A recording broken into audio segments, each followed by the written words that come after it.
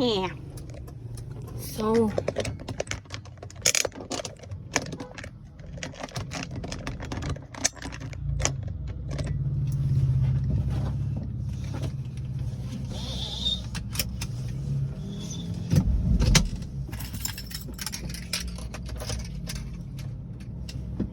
mauna po to guys. Actually, ako palengke. After sa akong run, ni diretso kong palengke. Wala ko ni apil og coffee sa ila.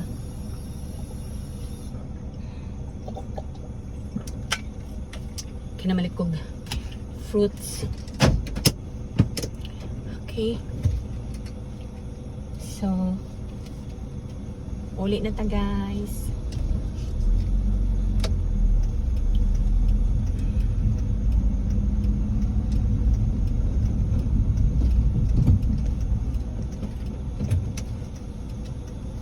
Uli na.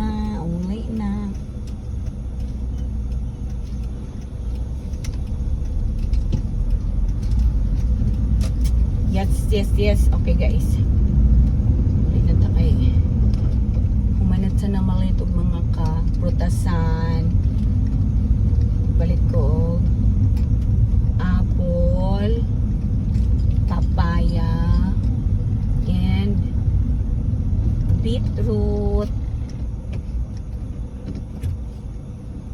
Yes guys, balik ko beetroot guys. Kaya atong i-blender for kung ano good digestion. Yung ituluan na po ko sa akong friend. Actually, nakadungog na ko ana permanente nga nice na ng beetroot. But nagka-story among good me nga kung ano constipated ko mga the past few days. Hindi na niya, ay te, pagpalit og beetroot i-blender. Okay. Sama na. Naka-start na ko actually. Nakaduhan ako. And di mo kaayo kaya akong istoryahan si Gerbot. Yes, nakakita ko na sa Germany guys. Many times, every time nga mag-grocery me sa Aldi, sa Lidl, sa Netto, sa mga grocery dito sa Germany. Dili ko interesado kay mo kay ilang. Mo din ay beetroot. Or wala pod kay wala kinakaingon sa ako nga the best day na siya. So, wala lang. Andun pag-storya na ako sa akong Gerbot. Nag-storya may gahapon. Sige, yak. Ew, yak. I don't like. Oh. Actually, ang beetroot guys, dili yun nice ang yung smell. Mag pariho pod sa kuan. Pariho sa durian. Ako po, di po ganahan sa smell sa durian. O, dili po ganahan sa smell sa beetroot. But, it's because ang beetroot is maka-benefit man ko. Ako lang yung diba akong antuson ang baho. Yes, kung maka-benefit man ko, why not? Yes. Tapos ang akong himuon para dili lang gid siya langto kaayo ang iyang smell. Ako siyang gasagulan og apple pag ako na siyang i-blender.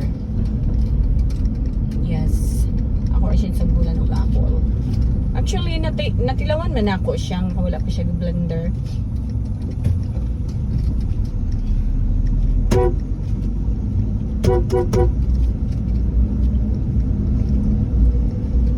Wala pa siya na blender akong gitilawan.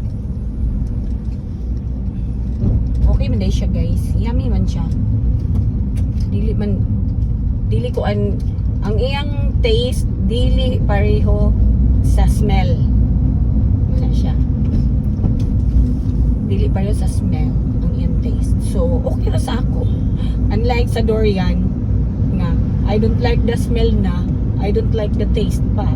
Sorry guys ha, sa mga mukhaon ng durian. Yes, lahi-lahi man gyud ta. Lahi-lahi man gyud ta nga pagkatawo. So, kung naamoy ganahan, dili ko ganahan. Kung ganahan pud ko nga dili mo ganahan, wala ko mahimo. Mo na nga. Yes, sorry kung hinihong ko nga I don't like gyud. I don't really like yung durian. Pero, ang beetroot, makaya na ako siya.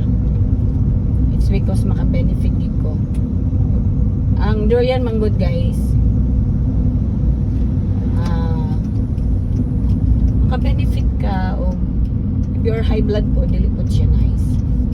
Di ba po din ako high blood, pero dili ko ganahan og durian, sorry kayo. And pareho mi sa akong gerpot. He don't like durian also.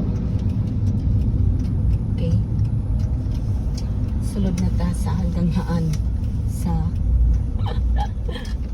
ganghaan sa Rayna nga lubak-lubak.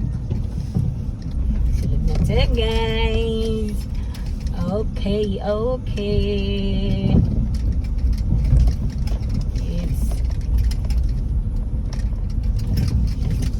Lagi na among lugar diri guys. Oy, super lubak-lubak. Nigay ka diri kay taas. Ani. So, I'm coming home. Na na na na na. I'm coming home. I'm coming home.